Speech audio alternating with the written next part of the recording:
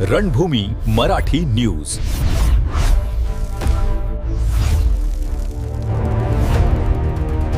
नमस्कार.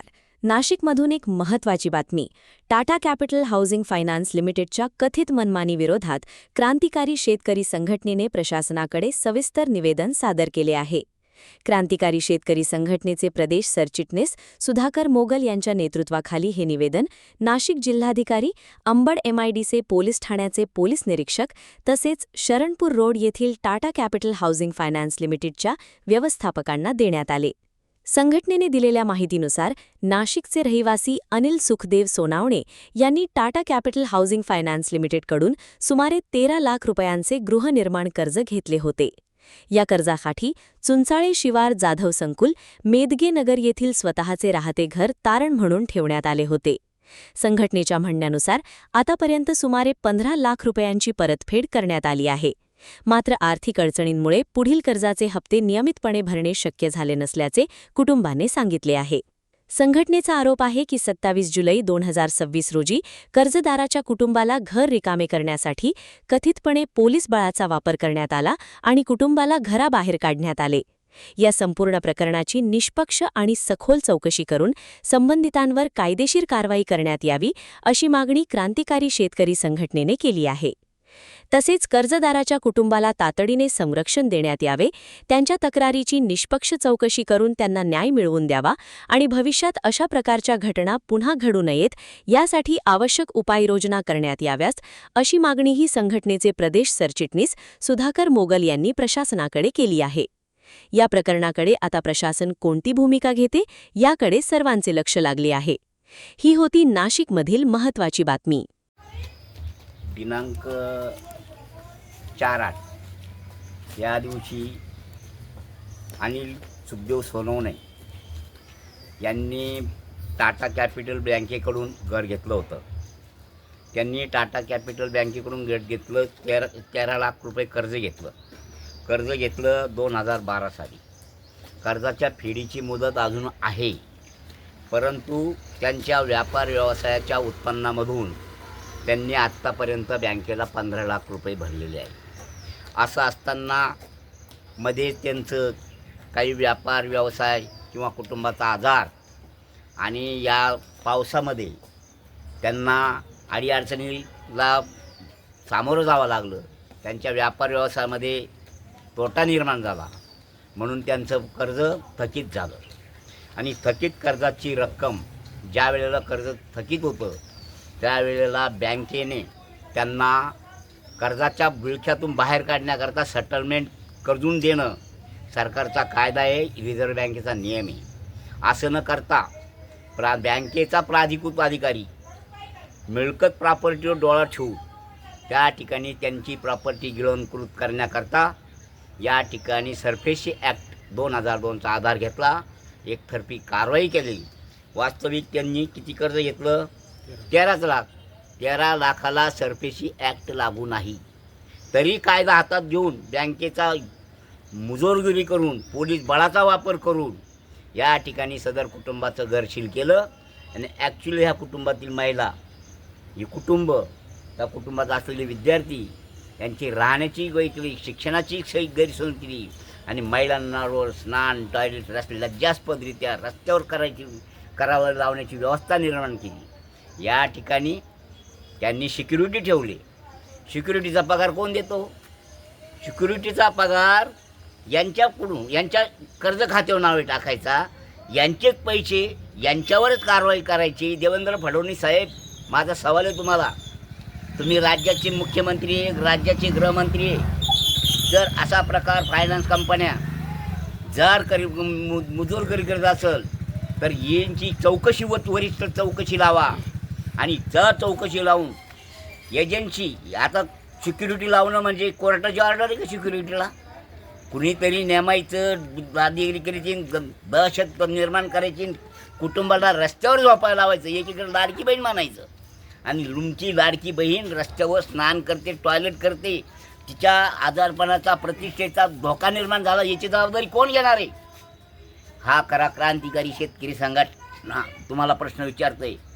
आणि मुजोरगिरी लगेच पोलिसात जाऊ त्यावर गुन्हे दाखल केल्याशिवाय वाटतं या ठिकाणी मी तुम्हाला शब्द देतो या मीडियाच्या माध्यमातून, जर कोणी मुजरगिरी करण्याचा प्रयत्न कराल तर क्रांतिकारी शेतकरी संघटनेचे कार्यकर्ते रस्त्यावर उतरतील. हजारो कलेक्टरला, पोलीस प्रशासनाला आणि देवेंद्र फडणवीस साहेब गृहमंत्री म्हणून तुम्हाला पण जाब विचारणार आहे का तुमच्या राज्यात हे माणसं रस्त्यावर राहतात. आज 4 दिवसापासून पाऊस चालू आहे नाशिकमध्ये. पाऊस चालू असताना हे कुटुंब ॲक्च्युली पावसात भिजतंय आणि तुमची सिक्युरिटी तिथं त्यांना घरात जाऊन देत नाही. कोणता न्याय हा? या ठिकाणी या सिक्युरिटी ठेवले, सिक्युरिटी या ठिकाणी सिक्युरिटी ठेवले. आज पाण्यामुळे म्हणजे कुटुंब रस्त्यावर राहतंय. काय चाललंय राज्यामध्ये? आणि जर ह्या कुटुंबाला जर न्याय मिळाला नाही, आज तुम्हाला 2 दिवसाची मुदत देतो. आज कोण वारी? गुरुवार.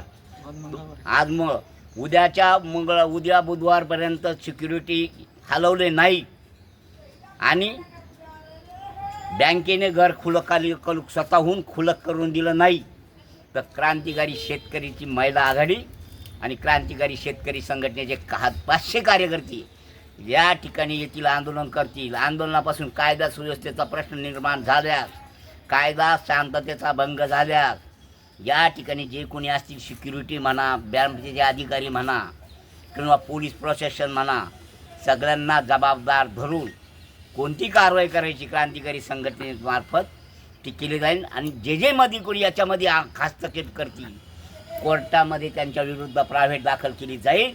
आणि क्रांतिकारी शेतकरी संघटनेमार्फत या स्टेट पास करून या कुटुंबाला राहण्यासाठी संविधानाने दिले त्यांना मूलभूत हक्क आहे. घराची जप्ती करताच येत नाही, राहत्या घराची मिळकत प्रॉपर्टी ही त्यांचं राहते घर आहे. आणि अशा प्रकारे जर राहते घर, गुंडाच्या राज्यात राहतो का आपण? अरे या देशात जर लोकशाही असेल, संवेदनशीलता बाळगा आणि उद्याचे उद्या घर खाली करून द्या बँक प्रशासनाला माझी. अन्यथा जर केलं नाही क्रांतिकारी शेतकरी संघटना घर न मिळून देणार. टाटा कॅपिटलचे काचा फोडल्याशिवाय राहणार नाही आणि काय होईल ते बघू. या ठिकाणी एवढाच इशारा देतो आणि उद्याची उद्या घर खाली करून द्या, अन्यथा तुमची सिक्युरिटी हलवा. यात नाही तर सगळ्या कोणाला कोणते गुन्हे दाखल करायचे आम्हाला चांगलं माहिती. तुम्ही आमचे कोणतेही करा, आम्ही त्याला सामोरे जायला तयार आहे. पण अन्याय अत्याचाराविरुद्ध लढणे आमचं नैतिक कर्तव्य म्हणून या कुटुंबाला महिलाला न्याय मिळावा म्हणून या ठिकाणी आंदोलन केलं जाणार आहे. आणि शुक्रवारी 500 लोकांच्या कार्यकर्त्या, त्यात महिला 300 असतील, महिला आणि कार्यकर्ते मिळून आंदोलन करतील आणि या कुटुंबाला न्याय मिळवून देतील. जय हिंद, जय महाराष्ट्र. वेळीच सावध व्हा, दखल घ्या आणि सिक्युरिटी हलवा.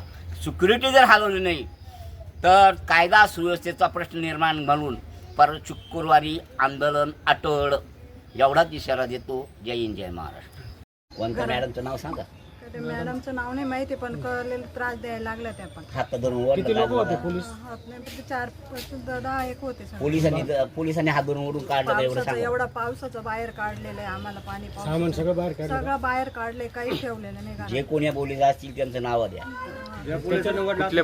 कुठल्या पोलीस स्टेशनचे होते? आंबड एमआयडीसी पोलीस पोलीस आंबट. एमआयडीसी. त्याच्यानंतर पण आता जप्त झाला पोलीस तुमच्याकडे? हो, 2दा पोलीस येऊन आलेले गेले. होते. हा, कशासाठी आले ते? ते तर शेजारी बनी ती चौकशी केली. मागच्या आयर साहेब म्हणून त्यांचे हे होतं, त्यांना पण दमदाटी केली. तुमच्याकडे कोण राहतं इथं म्हणे. सगळी आतमध्ये घरी जाऊन त्यांच्या विचारपूस केली. तिथं दमदाटी करून त्यांना त्रास देण्याचा प्रयत्न केला.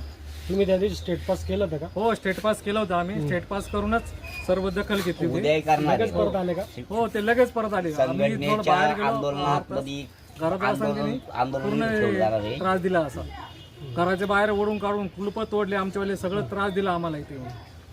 आता पुरा अभ्यास कुठं करताय? रस्त्यावर आम्ही सर्व रस्त्यावर राहण्याची, खाण्याची काहीच व्यवस्था नाही.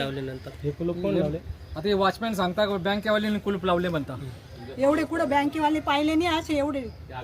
हा, त्यांना पण मुलं बाळा आहे का नाही? तुम्ही त्यांना कळून द्या. त्यांना मुलं बाळा आहे का नाही? आम्ही पैसे भरायला काही करणार आहे. आम्ही प्रत्येक वेळेस वेळोवेळी सेटलमेंटसाठी अर्ज पण दिले बँकेला. बँक सांगते हो आम्ही करतो. आणि कुठल्या मी अनिल सुखदेव सोनवणे, ये 10 मेदगन नगर हाऊस, जाधव संकुल, ऑपोजिट पाटील पार्क, अंबड, नाशिक.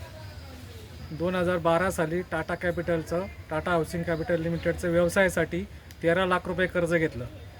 त्याची मुदतफेड 15 वर्षापर्यंत बँकेने मला दिली होती. त्याच्या आत माझा 2019मध्ये माझा व्यवसाय डबघाईस आला. त्याच्यामुळं मला आजार पण लागलं. 4 वर्ष आजारपण केल्यामुळं बँकेचे हप्ते मी भरू शकलो नाही. मी बँकेबरोबर पत्रव्यवहार केला का मला सेटलमेंट अमाऊंट 4 लाखापर्यंत देऊन तुम्ही माझं लोन क्लोज करण्यात यावं. तरी बँकेने मी पत्रव्यवहार करत असतानाही माझ्यावरती बँकेने जप्तीच्या नोटीस काढून माझं घर सील केलं आणि आमचं भर पावसामध्ये सगळं कुटुंब रस्त्यावर ओढून काढलं, साहित्य ओढून काढलं बाहेर. पोलिसांची आरेरावी करून आमचं साहित्य घराबाहेर काढलं. सदर बँकेवरती कारवाई करण्यात यावी व पोलिसांना तशी ताकीद देण्यात यावी. कुठल्या बँकेचं कर्ज होतं? Tata capital housing finance limited. एकूण किती कर्ज घेतलं होतं? 13,20,000 रुपये. आणि आत्तापर्यंत किती फेडले? परतफेड केली 15 लाख रुपयाची. आणि त्यात तुम्ही सेटलमेंटसाठी गेले होते का बँकेकडे? हो, बँकेत वेळोवेळी सेटलमेंटसाठी अर्ज दिलेत आम्ही बँकेला. किती अमाऊंट सांगितली होती सेटलमेंट? बँकेला आम्ही 4 लाखापर्यंत अमाऊंट देण्यास तयार व्हायचं सांगितले. बँकेचं काय म्हणणं आहे त्यावर? बँकेने आम्हाला कुठलेही असे उत्तर दिले, लेखी स्वरूपात कुठलंच उत्तर दिलं नाही परत. नाही म्हणजे ते सेटलमेंटसाठी तयार आहे? ते सेटलमेंटसाठी तयारच नाहीत. पहिल्यापासून त्यांचा आमच्या प्रॉपर्टीवरती डोळा आहे. आणि सदर पोलिसांची दादागिरी करून किंवा आमच्या संग गुंडगिरी आणून त्यांचे बँकेचे 2-3 अधिकारी आहेत, अभिषेक ढाले, हे वेळोवेळी घरी येऊन महिलांना त्रास देतात. इथं कुठं गेले काय दादागिरी करतात. घरी नातेवाईक राहतात, इथं तुम्ही खाली करा असे सांगून वेळोवेळी त्रास देतात. कॅपिटल फायनान्सची कुठली ब्रांच आहे? ही क्रोमा शोरूमच्या इथं कॉलेज रोडला. आणि आत्ता त्यांनी घर किती तारखेला सील केलं? 27/7/2026 रोजी घर सील केलं त्यांनी भर पावसामध्ये. प्रतिनिधी चंदन खरे, रणभूमी मराठी न्यूज, नाशिक.